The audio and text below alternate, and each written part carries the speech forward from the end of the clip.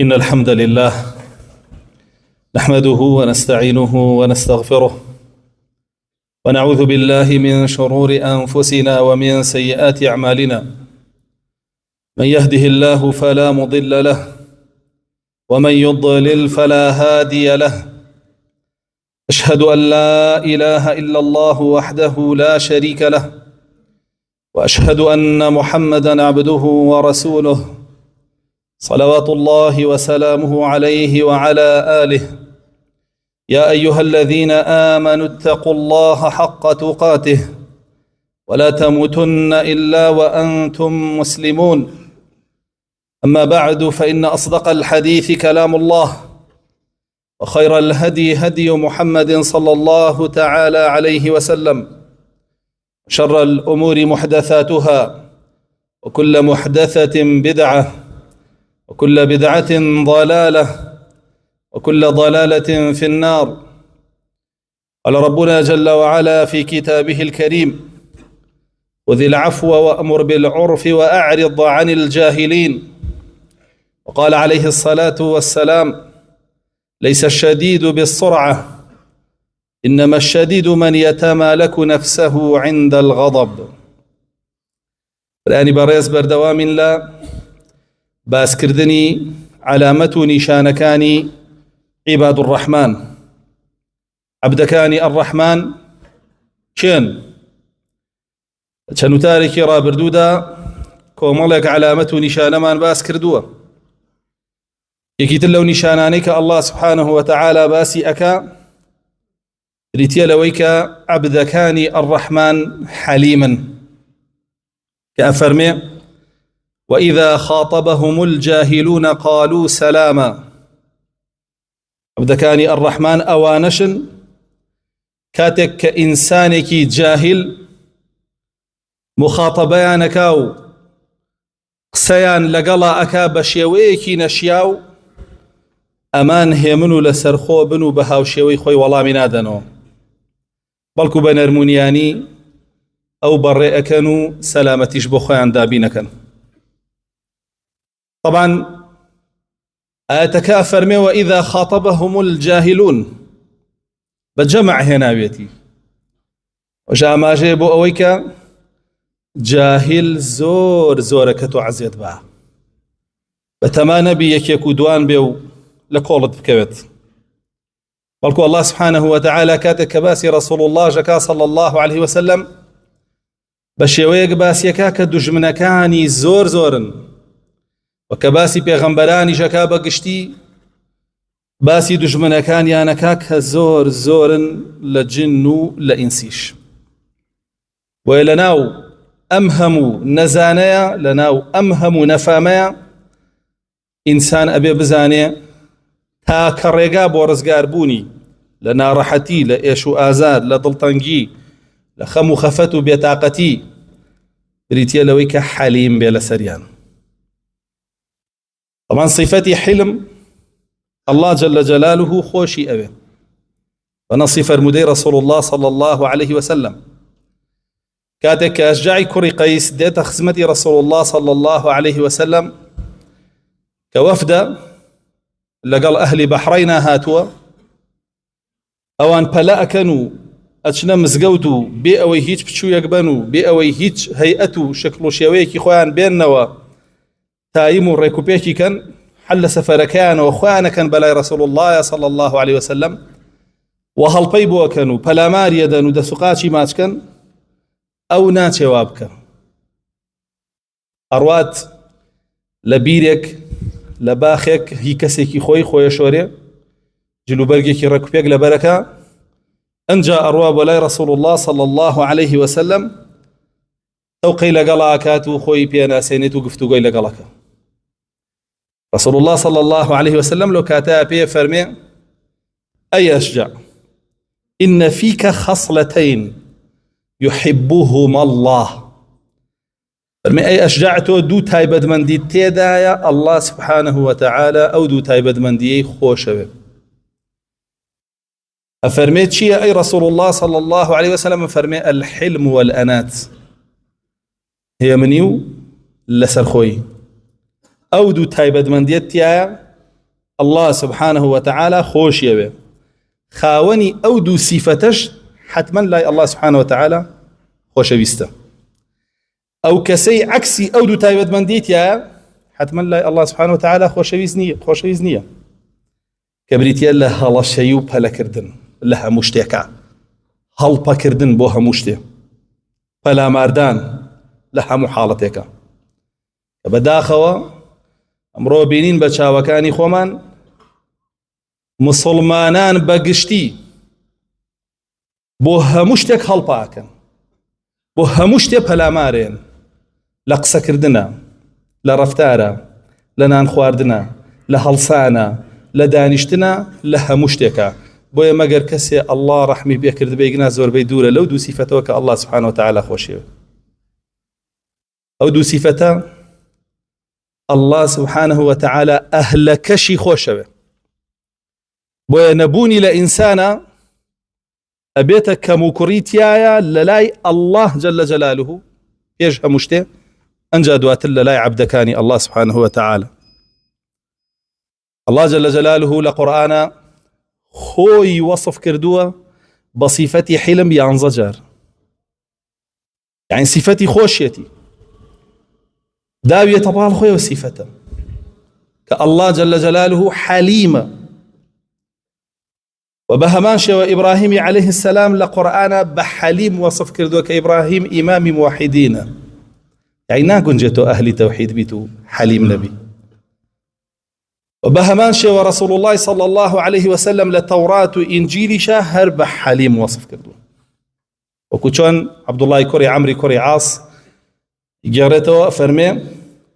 ديوما وصفي رسول الله صلى الله عليه وسلم لتوراة ككسيكي حليمة تيمنو لسر خويا هلا شوبة لكرنية كعبي أحبار فرمي خوم خيندومة لتوراة وصفي رسول الله صلى الله عليه وسلم كلا يجازي بالسيئة السيئة إنما يعفو فرمي خويندومة توك رسول الله صلى الله عليه وسلم صفتي وابوا خرابي خلقي بخرابة ولا من داوته بلكو اللي برده بلكو لخلقي خوشبه أتكا فرمي وإذا خاطبهم الجاهلون قالوا سلاما قال أهل الجهل شويكي ناشرين قفتوغان لقال كردنو بانجان كردن أمان بوان ألين سلامتي بو إيوه إيما بو شوي خوتان ولامتان ناينو وبوش سلامتي بو خومان دابينكين وبينين رسول الله صلى الله عليه وسلم لناوها ولانا فرمي ما تعدون الشديد فيكم فرميها ولانم كسي تنو طولو بهزو خوراقر لا ايوه كي او كسا اولان هر يكو وصفكي الين يكي كان علي بريتيا لو كسيك كفر قبولناك يكي كان علي بريتيا لو كسيك لكس قبولناك غلط كابران بري يكي كان فرمي بريتيا لو كسيك بو ما في خوي ونتيجو بدس يهينيتو رسول الله صلى الله عليه وسلم فرمينا خيروانانية ليس الشديد بالسرعة أو كسانية كزو توشي انفعال به يتل بيناوي ما في خويا به لبيناوي هرشي كترابه أي شديد كي كسي تنو طول فرمي الذي يتمالك نفسه عند الغضب أو كسي كالكاتي تربونا خوي أقري سيقناك لسري بكوه رفتاري النانويني لسري بكوه ولسر دينكي بكوه ولسر دوست وأحباب وشوار دوركشي بكوه بلكو خوي أقري ويتربون شتيكي باشا بلام لجي خويا بكاري بيني عائشة خاتون فرمي من انتقم رسول الله صلى الله عليه وسلم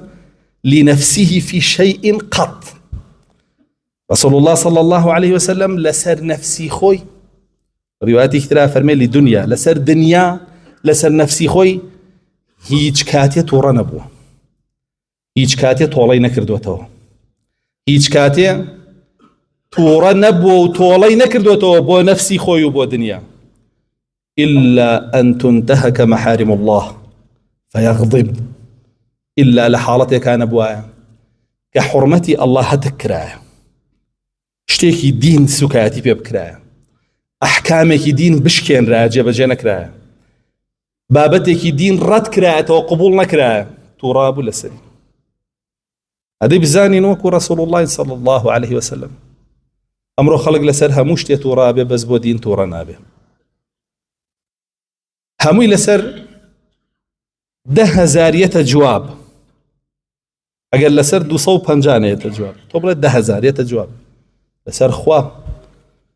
لسر رسول الله صلى الله عليه وسلم لسر قرآن لسر صحابة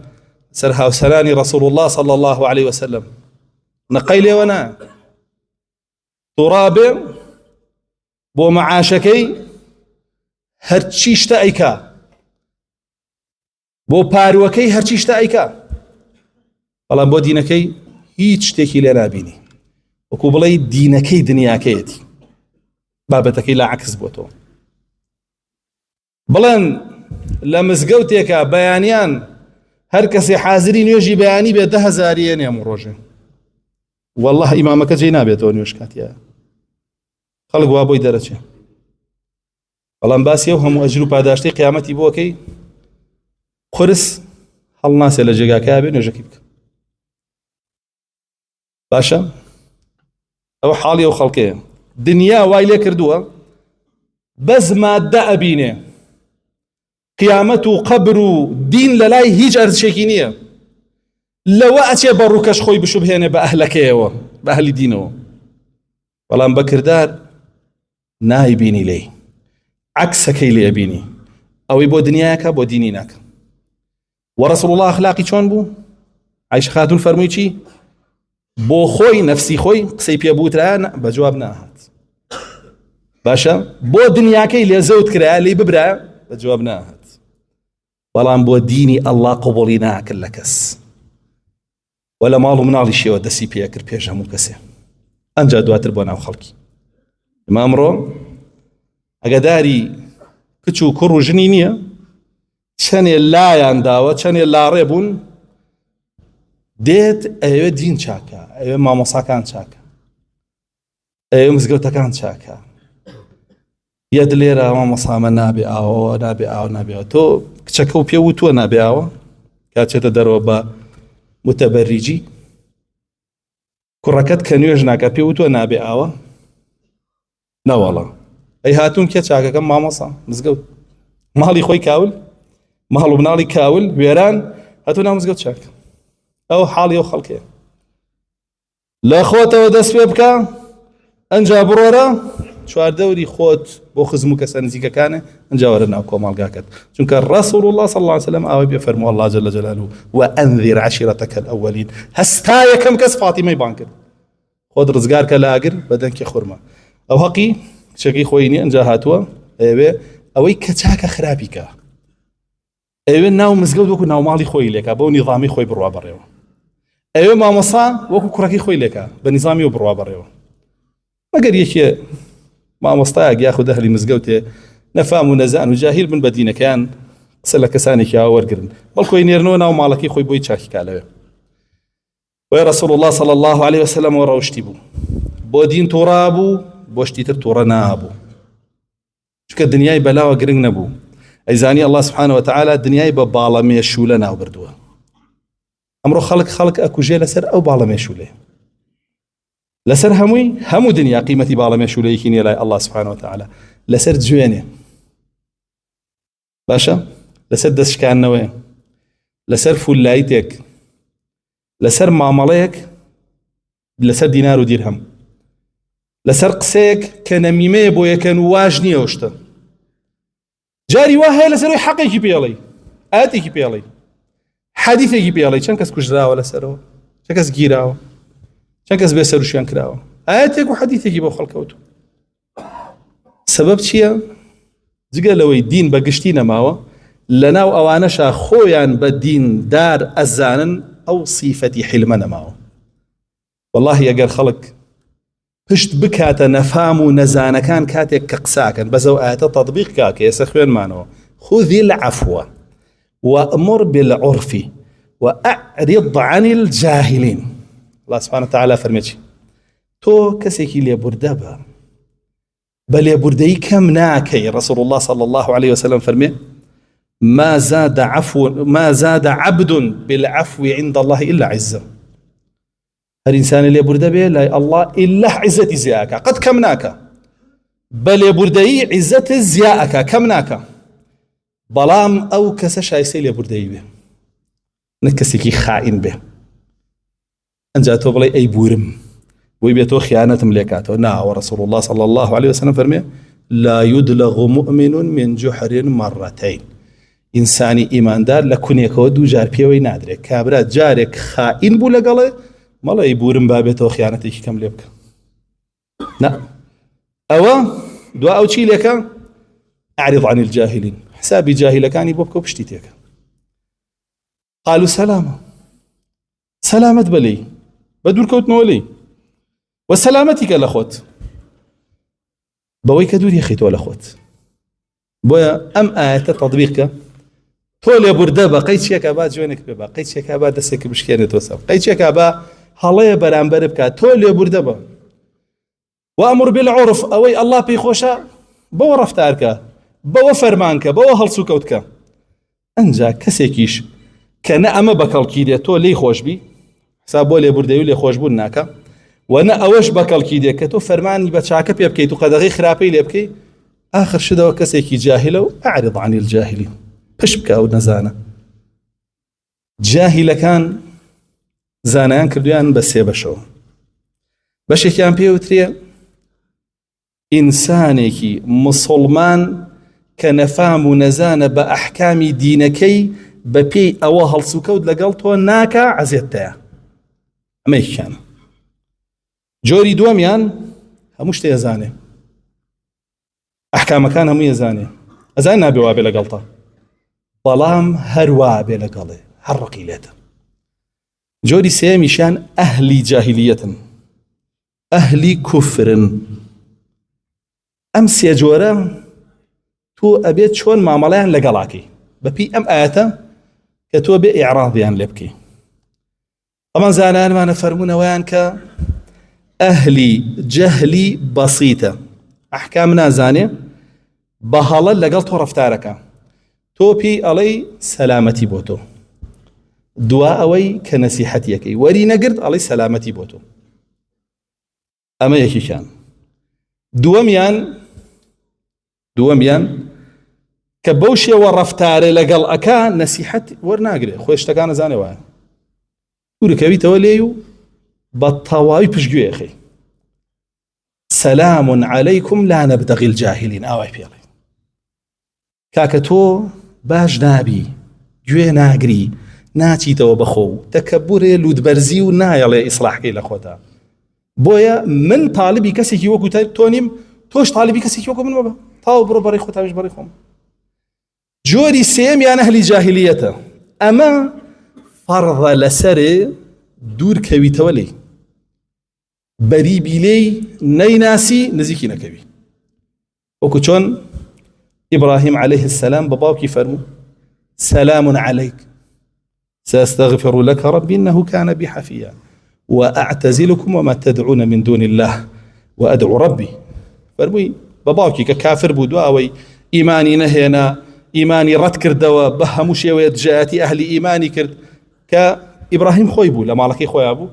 فەرمووی باوکە سەلامەتی بۆ تۆ، تاو لە منەوە سەلامەتە بیتر، نە دژایەتی دەکەم نە لە پاڵیش تامێنمەوە بێزارێکم. ئەعتەزیلکم، خۆمە لێدا ئەبڕێنم. ئەمە بەڕائەتی پێوترێ لە موشریکین، خۆمە لێدا ئەبڕێنم تەواو کە باوکیشمی ئیتر ناو ناسمەوە، و لەو بتانەشی ئەیپەرستی و لەوانەی تریش کە وەکو تۆن هەموو قەومەکە.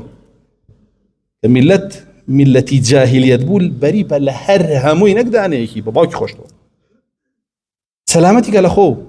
بە سەلامەتیش بەلێیان. بۆیە فەرمووی من ئەڵڵا پەرستم، ئەهلی تەوحیدم، بۆم نییە لەگەڵ تۆ بم، و داوای هەموو کۆمەکێک و یارمەتیەک و خێر و بەرەکەتێکیش لە ئەڵڵا کەم وەکو ئێوە نیم لە بتەکانی بکەم. کە ئەمڕۆ ئەم سێ جۆرە هەر سێکیش کێنراوە لە ناو میلەت. هەمووی لەگەڵ کافر و مشریک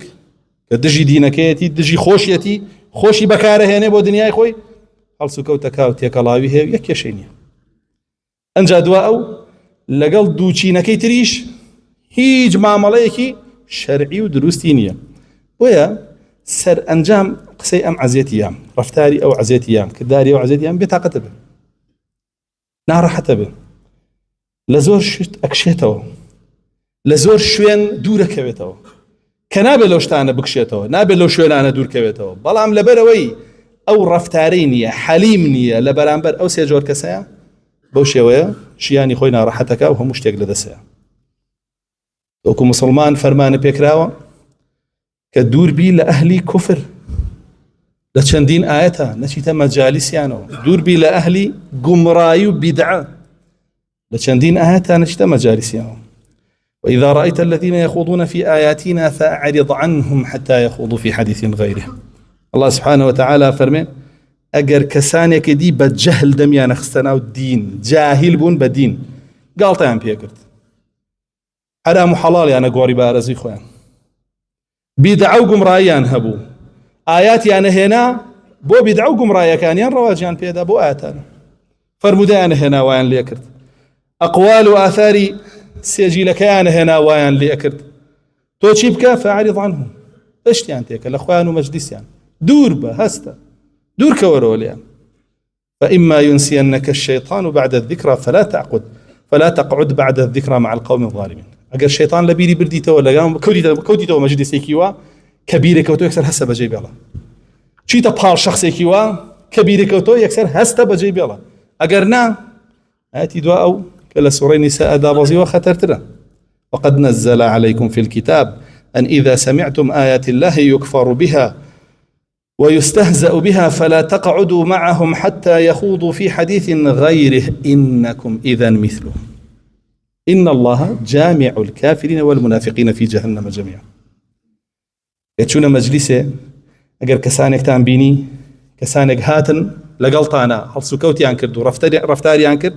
قصي أنكردو جوتان ليبون أمانة قالت بآياتكاني الله أكن أمانة تانا لآياتكاني الله لين رد أدن رد يكنو تو شيبك دور كوروليا فلا تقعدوا معهم لقاليان داننيشن إقنا إيوج وكو أوانا يعني كفري نكردوا توجكو كافري أو بدعي نكردوا توجكو مبتدعي أو قمراي ننوان دوا توجكو قمراي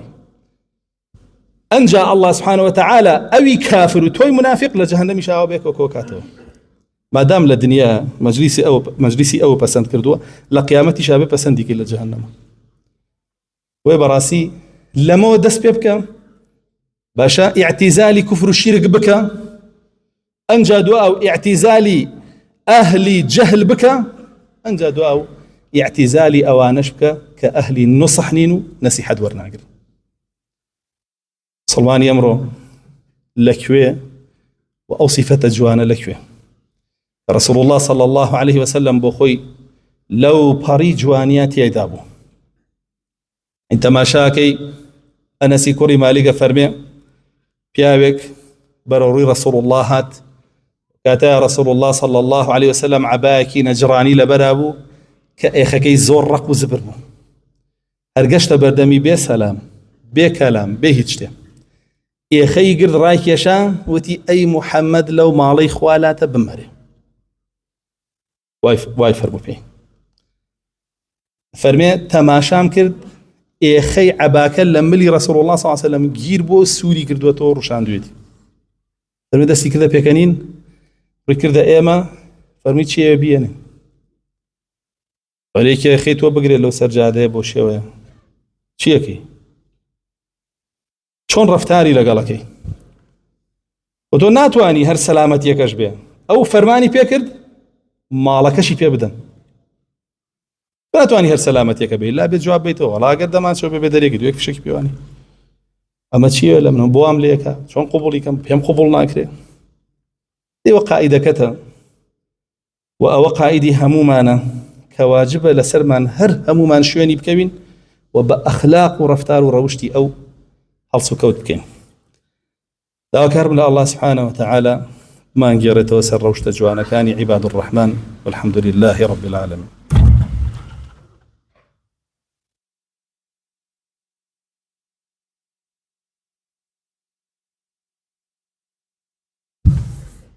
الحمد لله ثم الحمد لله وما توفيقي ولا اعتصامي إلا بالله عليه توكلت وإليه أنيب. اللهم صل على محمد وعلى آل محمد كما صليت على إبراهيم وعلى آل إبراهيم إنك حميد مجيد، وبارك على محمد وعلى آل محمد كما باركت على إبراهيم وعلى آل إبراهيم في العالمين إنك حميد مجيد. لقرآن سئات من هي كالله سبحانه وتعالى باسی هەڵوێست و هەڵسوکەوتی ئینسانی مسلمانەکە لەگەڵ دوژمنی جنی و لەگەڵ دوژمنی ئینسی، با بڵێن لەگەڵ شەیطانی جنی و لەگەڵ شەیطانی ئینسی. ئیمام ابن کەثیر لە تەفسیرەکەیە فەرمێ سێ ئاەت هەیە کە چوارەمیان لە قورئانە نییە، باسی ئەوەمان بۆ ئەکا کە ئێمە بە چه یاسایەک مامەڵە بکەین لەگەڵ ئینسانەکان کاتێک کە خراپن، و بە چه یاسایەکیش مامەڵە بکەین لەگەڵ شەیاطینەکانی جن کاتێک کە خراپن. فەرمێ بۆ ئینسانەکانە فەرمێ خذ العفو وأمر بالعرف وأعرض عن الجاهلين. ئەمەیەکی کان. لە ئاەتێکی تریانە فەرمێ ولا تستوي الحسنة ولا السيئة ادفع بالتي هي أحسن فترى الذي بينك وبينه عداوة كأنه ولي حميم. لهذه تريشا لصورة مؤمنون أفرمي كأميان فصلت أو يان مؤمنون أو يان عرافة. سورة مؤمنون أفرمي ادفع بالتي هي أحسن السيئة نحن أعلم بما يصفون. لمس آياتي داواك لإنساني إيمان دار لبرانبر برا مسلمانك رفتاري چون بك خرابي لقالك لي بچاك والام باتو خو حقي خويتي بخرابك خوي والامي باتو. بەڵامەکو ئیمامی ابن کەثیرە فەرمێ بۆ ئەوەی بیگێڕێتەوە سەر تەبع ڕاست و جوان و پاکەکەی با بە چاکە وەڵامی باتەوە. طبعا ئەگەر بێت و فێری ئەمە ببین بە چاکە وەڵامی خراپە بینەوە، ئەوە هەرچی دوژمنە مەگەر یەکێ ئیتر بە تەواوی دەرچوو بێ لە دینەکەی ئەڵڵا جەل جەلالوه ئەبێتە دۆست ئەگەر یەک زەڕە ئیمانی تیا بێ. شکایەتەکەوان فەرمێ فإذا الذي بينك وبينه عداوة كأنه ولي حميم. أو كسيكا دجايتي تو أكاتو چنجاري لبرانبر چاككا بخرافة والله ميبرو أو وكوچيلي بدوست يكبوت دوستي چونيش حميم سوزي هيبوت عطفي هيبوت خوشويستي هيبوت. جاء ما كسيك خاواني صبر وآرامي كي زورنا بپيناغا وكوچون آياتك دواتر آما جي بيا أو دواتي تريج همان معناه بلام لدواي أمسي آية لو سي سورتين الله سبحانه وتعالى بما نالله شون تعامل كين لقل شيطاني جنة شيطاني كي جن كوسوسه كي خرابي بو كرديه بيتو بچاك جوابي بيتو نا لهرسك يا فرمي إما ينزغنك من الشيطان نزغ فاستعذ بالله. شيطان دجمن يقنية مصالحة بزانية ريكوتن بزانية ولا ريكوم لقاله إلا أبيوك خوي لك أنجا ريكو لقاله شرينا وستي بهيج تي وبهيج كسي توش بو خود درقتي ناي ابيت شي بكي بناب الله بكري كوسوسي شيطان بوهاو كشيطان ويسي لا ريت كان بناب الله بكري لشريعه ويفرمي فاستعذ بالله. إيمان تيابه أو إيمانك الله لي ورقرتوي بيك جار وتني أو ذكر أعوذ بالله من الشيطان الرجيم بيك جار بيك بسم الله بسم الله هلا أنا بسم الله رسول الله صلى الله عليه وسلم كوت بسم الله شيطان شي ليتصاغر حتى صار كالنملة بتشوك بيتو بقر ميلوري كمينتو خطبه ميلولا ويري بس بوتني بسم الله بأعوذ بالله من الشيطان الرجيم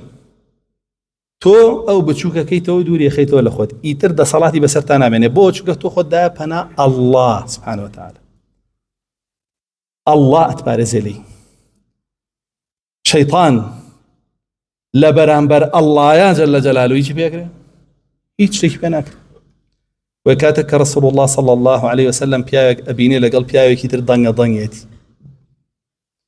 ابي كان طواو تو رب وكز داينامر كينيتو رسول الله صلى الله عليه وسلم فرمي كلمة هي بيبيلة يا كلمة هي بيلة لذهب عنه ما يجد أو تربني نامنا وتيانشي يا رسول الله با بيبلين خيرا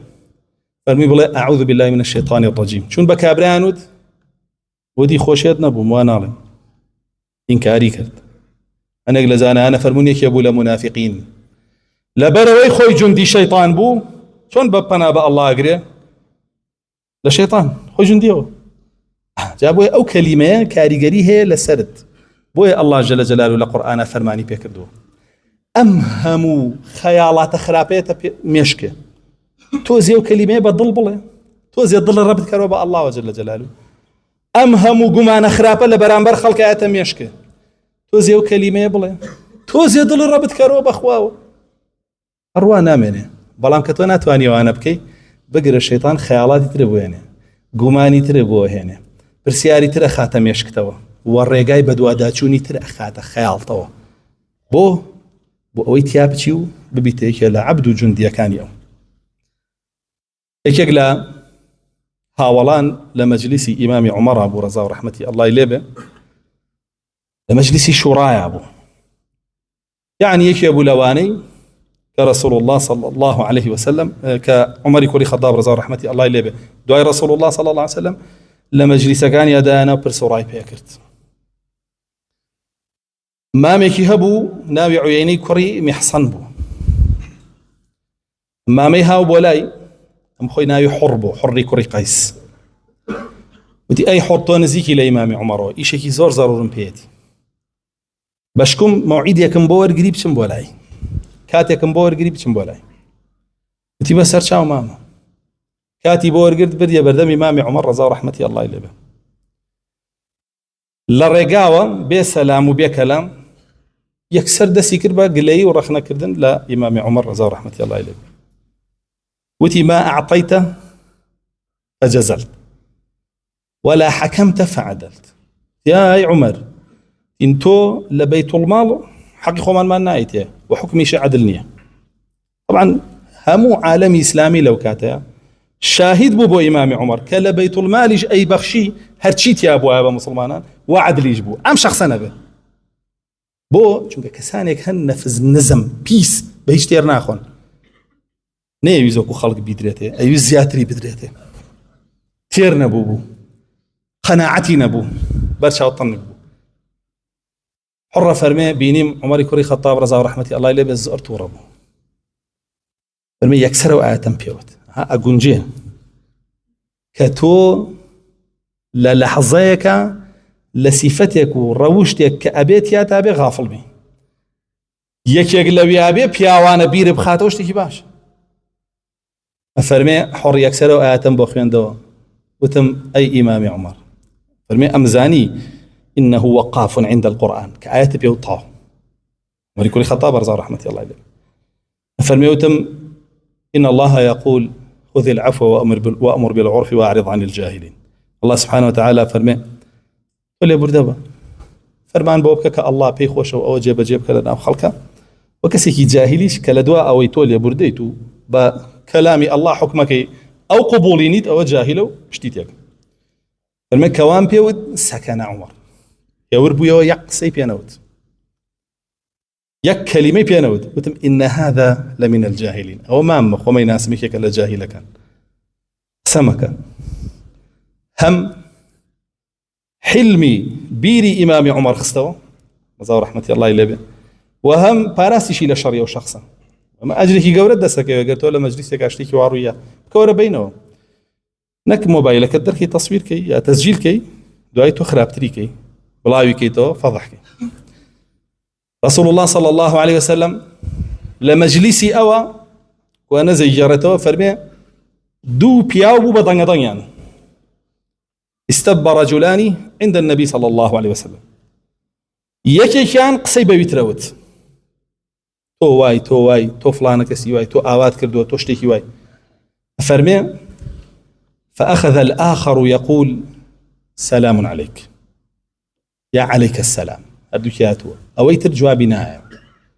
هريوت سلامتي بوتو يك جوابنا أدا يك كلمين فرمي رسول الله صلى الله عليه وسلم فرمي أوان كقسيبة أوت هر قسي أوتو ملائكة قسكي بيوتو بيوت والله لأنت أجدر به من هذا أو قسيتو بيالي خود شايستين أو شايستيني وفرمي كتوش أدوت سلامتي بوتو رويا كرده توش أوت براستي تو أحق تري بسلامتي حقي خويتي سلامت بي جاري كتر هل مجلسي رسول الله صلى الله عليه وسلم أبو بكر الصديق دانشتو رضا ورحمة الله إليه كابرايك دي بو مجلسك ببيه هيج قصة كردنيا أبو بكر الصديق رضا ورحمة الله إليه دي تخواره أبو بكر الصديق هيج جوابي ناداته هيج قصناك بردوام بيدوام جار هر جواب ناداته سيم جار دوباري كاتو أبو بكر الصديق جواب يداته رضا ورحمة الله إليه رسول الله صلى الله عليه وسلم بخير أي خلاص يوم مجلسك بجيه يلا أبو بكر الصديق يجب دعاء أروات مالو بلاي فرمي رسول الله صلى الله عليه وسلم أو بيا وقسي بمنوت توش سيري يكرد يكم جار ودوام جار هيك نكرد سيم جار كمن جواب ما وهستاي روشتي فرمي أبو بكر الصديق رضا ورحمة الله إليه تا قسي بتو أود ملائكتك هم قسكاني بيوتو هم قسكان بيوتو مش بيم خوش بو كملائكة دفاع لتوكا بلام كجواب دايا والشيطان هات مجلسكو هات نيوان تانو ويقرم تريكا ومن لمجلسي كان نابم شيطاني تيابه بوي هسام رشد أحنفي كوري قيس بياوكي باريس بياوكي حليم كبيوتري حليم العرب كهرنوي أشجعك باس ما بزملة تابعين سروكي هو زكي خويبو علماء فرمون هر چۆنێ بیویستە لە هۆزەکە 300,000 چەکداریە بوو سەرکردەی کاوە بوو کابرایەک گوێنی پێیە لەناو بازار جوابی ناداتەوە ئەم بەرەو ماڵە گەڕێتەوە دوایەکەوێ لە ڕێگەش هەر گوێنی پێیە هەر جوابی ناداتەوە کە ئەگاتە نزیک جێگاکەی خۆی و هۆزەکەی لێ ئەوەستێ بە کابراڵێ گوێنەکانی لێرە تاوکە دوام مەکەوە بۆ ناو هۆزەکەم چونکە ئەوان شتێک لێ بەسەرێن من خۆم هیچ ناکەم علي راه جوێنەکانتم پێ بڵێ دڵاو بخواتەوە بڕوە کە بچمە ناو هۆزەکەمەوە ئەو جوێنانە بەیتوان بتبینن پارچە دەبن لە مەجلیسێکی ترا کابرایەک پێڵێ یەک قسە بکە کۆمەڵی قسەی پێڵێ ئەنجاڵێ یەک قسە بکە سەدیکەت پێڵێم حەنەفە فەرمێ 100 قسەی تر بکە من یەک قسە ناکەم نایکەم بەس جواب بمەوە پشکردنە کەسی نەفام و نەزان و جاهیل و دەبەنگ بەو شێوەیەیە تو ئاوا ئەتوانی خۆت پارێزراو بکەی لە شەڕی زوبانیان دواتریش لە شەڕی کرداریان کە بەڕاستی بە ئەو بڕوە لە ناو خەڵکە بیڵێ بڵێ واو وام پێوت قسەی نەکرد ئەمانەم پێوت هیچی نەوت بە ئەو وا بڵێ ئەگەر ئەو خەڵکانە ئەهلی حلم بن ئەهلی ڕەوشت بن عیباد الرحمن بن ئەزانن تۆ حلمێ نواندووە ئەویش جەهلی نواندووە بەڵام ئەگەر وەکو خۆی جاهیل بوون بژی بۆکەن ئەڵێن هەی پاڵەوان هەی قارەمان ئافرم وەرە تۆ پیاوی هەرزانیم ئاوای ئەهلی جەهلن وەکو خۆی دەبێ بەڕاستی ئەو سیفەتە ئینسان ئەپارێزێت لە زۆر ئافاتی گەورە و نەبوونیشی ئینسان دووچاری دەیان ئافاتەکە و سەر ئەنجامی ژەبێتە ئافات بۆ کۆمەڵگا کە ئەمڕۆ بە چاوی خۆمانەی بینین هەر کاتێ ئەچیت تەماشای هەواڵەکەی فڵانە کەس کوژرا لەسەر چی جوێنێک فڵانە کەس کوژرا لەسەر شانێک فڵانە کەس کوژرا لەسەر پاڵێک فڵانە کەس کوژرا لەسەر سیارەیە لەسەر مەعاملێ ئەمە هەمووی نەمانی ئەو سیفەتەیە داواکارم لە الله سبحانه وتعالى بگێڕێتەوە ناومان بە عیباد الرحمن حسابمان بکە داواکارم لە الله سبحانه وتعالى هیدایەتی گەنجەکانمان بدە پیرەکانمان عاقبەت بە خێر بگێڕێ شیفای نەخۆشەکانمان بدا و هەموو ئەو نەخۆشانی کە داوای دوعای خێریان کردووە داواکارم لە الله جل جلاله لە مردووەکانمان خۆش بێ داواکارم لە الله سبحانه وتعالى لە مردووەکانمان خۆش بێ و لە مردووی مسلمانان خۆش بێ ربنا آتنا في الدنيا حسنة وفي الآخرة حسنة وقنا عذاب النار ربنا لا تزغ قلوبنا بعد إذ هديتنا وهب لنا من لدنك رحمة إنك أنت الوهاب أقول قولي هذا وأستغفر الله لي ولكم أقم الصلاة يرحمك الله